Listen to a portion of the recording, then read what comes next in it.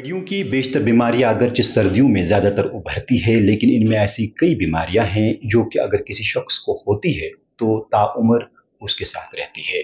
जी हाँ, आर्थराइटिस भी एक ऐसी बीमारी है जो कि कंट्रोल तो की जा सकती है, लेकिन मुकम्मल इसका इलाज नहीं है। हमारे साथ इस वक्त मौजूद हैं आर्थराइटिस के माहिर डॉक्टर डॉक्टर मोहम्मद हसीब गानी साहब। खैर मकदम है आपका यूट्यूब भारत में। अस्सलाम वालेकुम, शुक्रिया। डॉक्टर साहब, जोड़ों में दर्द, सूजन और सुबह के औकात में हाथ पैर अकड़ जाना, क्या आर्थराइटिस इसी को कहते हैं? जो चीज़ें आपने जिनका ज़िक्र किया ये आर्थराइटिस की निशानियां हैं, जिनको हम सिम्टम्स कहते हैं।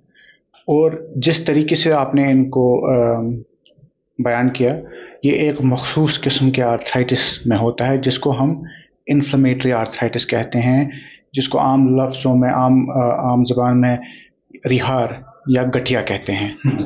तो ये एक मखसूस किस्म का आर्थराइटिस है। आर्थराइटिस बज़ाते खुद एक बहुत ही डाइवर्स, बहुत सी अलग अलग किस्म के जोड़ों की तकलीफ़ें हैं जिनको सबको एक साथ आर्थराइटिस कह सकते हैं। लिटरली इसका मतलब है किसी जोड़ में दर्द होना। अब इस दर्द की वजह क्या है, उसी पे इस पर इसका दारोमदार है कि ये आर्थराइटिस किस किस्म का है। डॉक्टर साहब, आर्थराइटिस की कई किस्में हैं, तो ज़्यादातर 3 किस्में जो आम देखी जाती है, कौन कौन सी है वो? एक तो जैसे आपने जिक्र किया इन्फ्लेमेटरी आर्थराइटिस, जिसको रिहार कहते हैं, ये इतनी ज़्यादा कॉमन नहीं है, लेकिन फिर भी काफ़ी लोगों में हम देखते हैं। सबसे ज़्यादा जो कॉमन है, जो सोसाइटी में हम देखते हैं, वो है डिजेनरेटिव या ऑस्टियोआर्थराइटिस जिसको कहते हैं, जो कि वो आर्थराइटिस है जो जोड़ों के जो वेयर एंड टेयर रोज़मर्रा की लाइफ में होता है और 40-50 के बाद उसका जो असर आना शुरू होता है, उसमें जो दर्द होना शुरू होता है, उसको हम डिजेनरेटिव आर्थराइटिस या आम ज़बान में ऑस्टियोआर्थराइटिस कहते हैं। इसके अलावा आर्थराइटिस की और किस्में हैं जिसमें इन्फेक्शन किसी को अगर हो जाए जोड़ में, इन्फेक्शस आर्थराइटिस कहते हैं।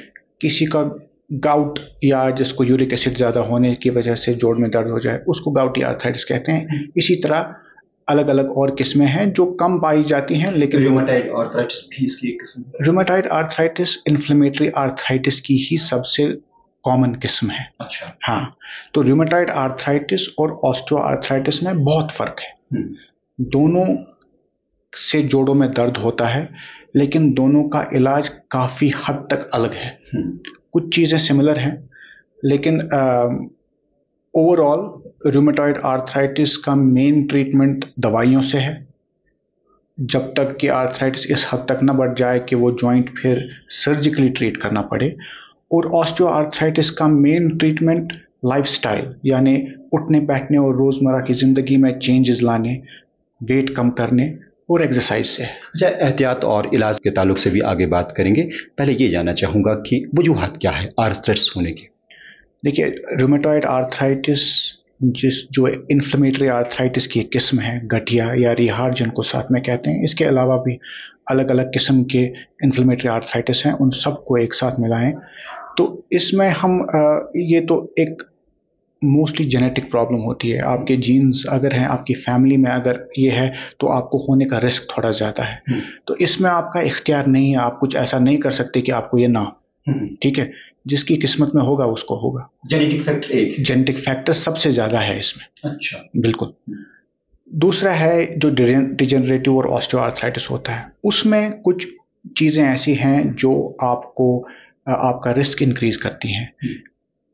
एक तो उम्र के साथ साथ जो जॉइंट नॉर्मली हम उठते बैठते हैं, दौड़ते हैं, जॉइंट का वेयर एंड टेयर होता है। तो ये वेयर एंड टेयर क्यूमुलेटिव जो होता है, पहले 20-25 साल के बाद ही जॉइंट आपका घिसना थोड़ा थोड़ा शुरू हो जाता है। तो यही जो जो इसका घिसना है, कोई 45-50 तक इस हद तक बढ़ जाता है कि फिर उसमें दर्द होने लगता है। तो एक तो है एज, दूसरा आपका वजन, बॉडी वेट। तो जितना वजन ज़्यादा होगा उतना जॉइंट पे प्रेशर ज़्यादा होगा।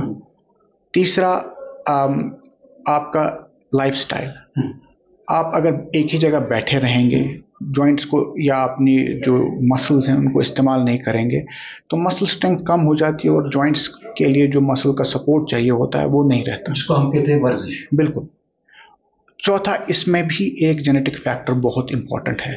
अगर आपकी फैमिली में आपकी मदर, फादर, ग्रैंडफादर, मतलब जो भी फैमिली में आपके हैं, उनको अगर ऑस्टियोआर्थराइटिस है तो आपको होने का रिस्क थोड़ा ज़्यादा है।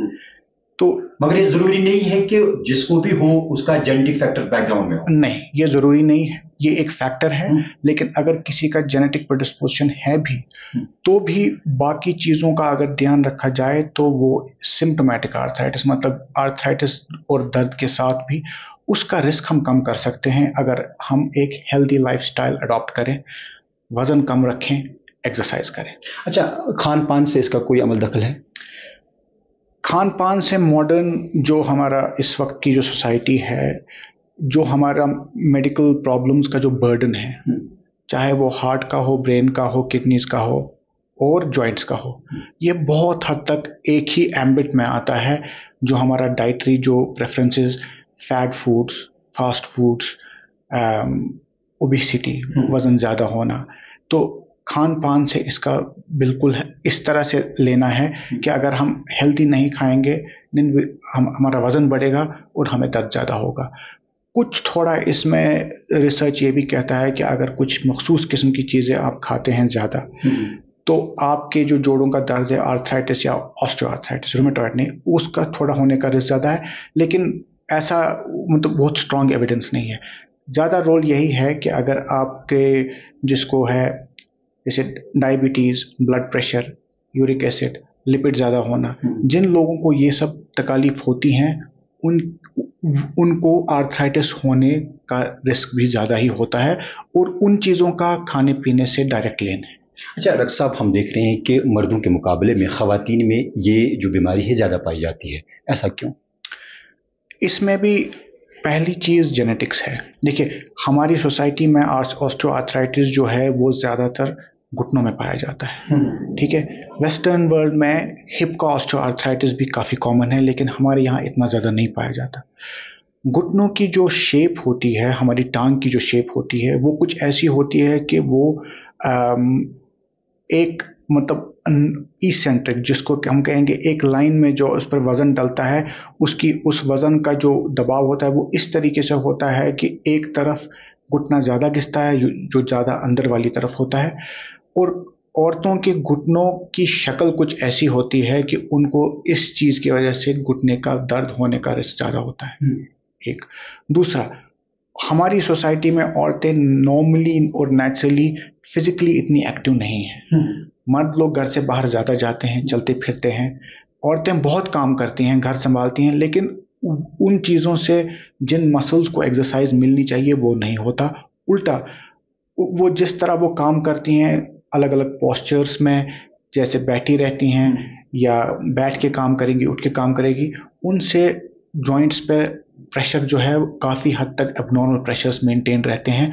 तो औरतों का हमारी सोसाइटी में लाइफस्टाइल ही ऐसा है कि उस वजह से उनका रिस्क थोड़ा ज़्यादा है। अच्छा डॉक्टर साहब, ये जानना चाहूँगा कि आप रोज़ाना की ओपीडी में कई मरीजों को देखते हैं, किस तरह के मरीज़ वादी कश्मीर में और किस टाइप का आर्थराइटिस यहाँ देखने को मिलता है ज़्यादा? नीज का आर्थराइटिस हमें देखने में ज़्यादा मिलता है।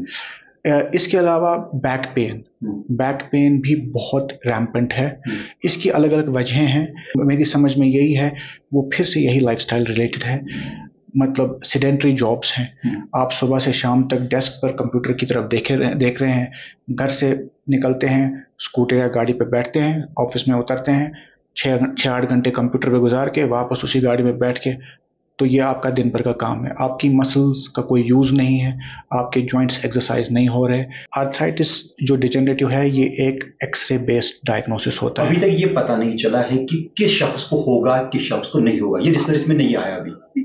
आप हाँ, सादा लफ्जों में ऐसा कहा जा सकता है, ठीक है। तो आप प्रेडिक्ट नहीं कर सकते कि किसको होगा। हाँ, कोई विजिबली हैवी है, ज़्यादा एक्सरसाइज नहीं करता, तो ये तो हम कह सकते हैं कि इसको तो आगे जाके घुटनों में दर्द होगा या जॉइंट्स में दर्द होगा। और जैसे आपने कहा, एक्सरसाइज करने वाले और एक्टिव लाइफ बसर करने वालों को भी आर्थराइटिस होता है। वो क्यों होता है? कुछ चीज़ें सचमुच साइंस ने अभी दरियाफ्त नहीं की, प्रूव नहीं की हैं। ये बिल्कुल ठीक है। डॉक्टर साहब, खुदा न खास्ता अगर ये बीमारी किसी में अब होती है तो इब्तिदाई अलामात क्या दिखते हैं?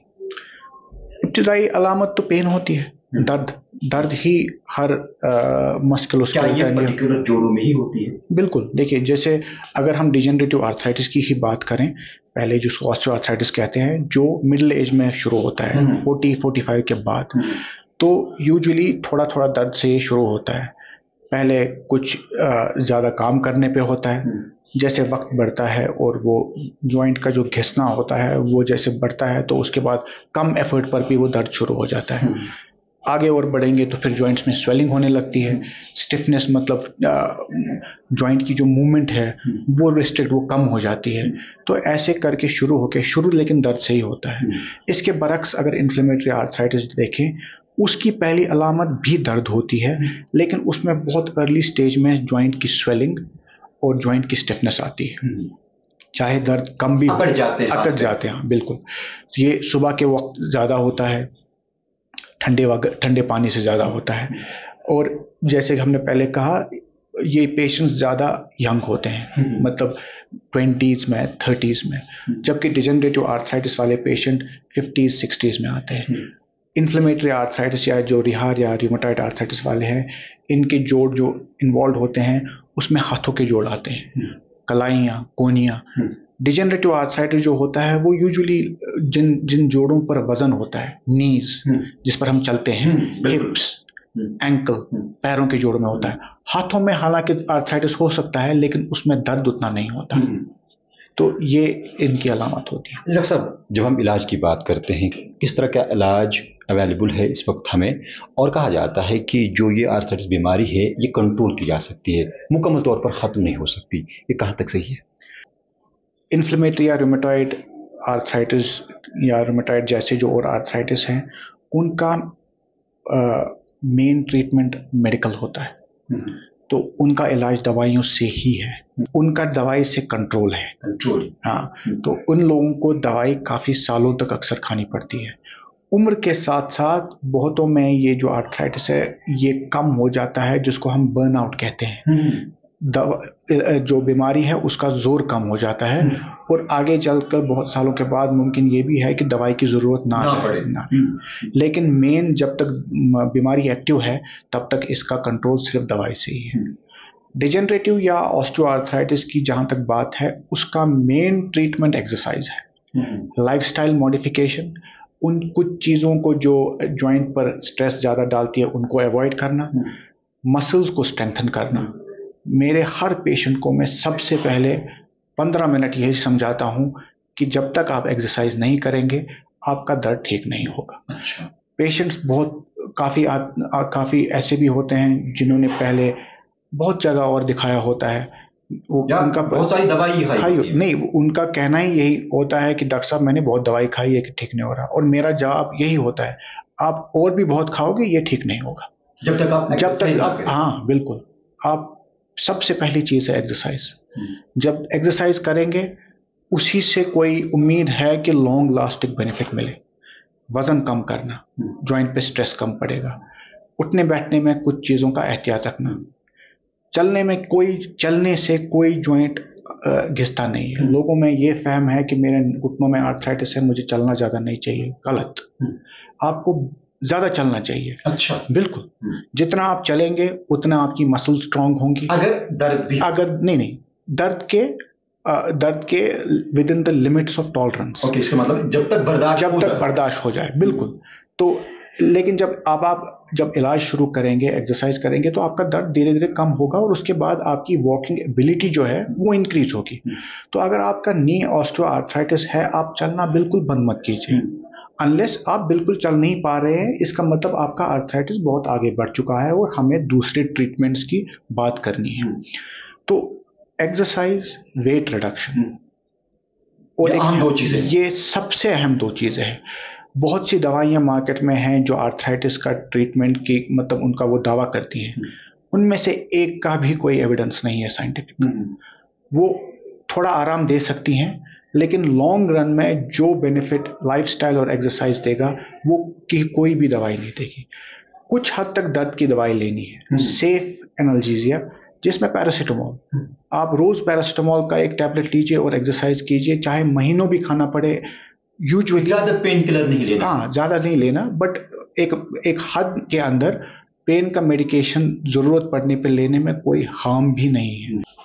वजन कम रखिए, एक्टिव लाइफस्टाइल, वॉक, दौड़ सकते हैं दौड़िए, साइकिल चला सकते हैं साइकिल चलाइए, एक एक्टिव लाइफ गुजारिए। कुर्सी पे बैठे मत रहिए हमेशा। खान पान में क्या एहतियात बरतना है? खाने पाने में आप प्रोटीन रिच डाइट, शुगर्स कम लेना है, कार्बोहाइड्रेट्स जिसको हम कहते हैं, ठीक है।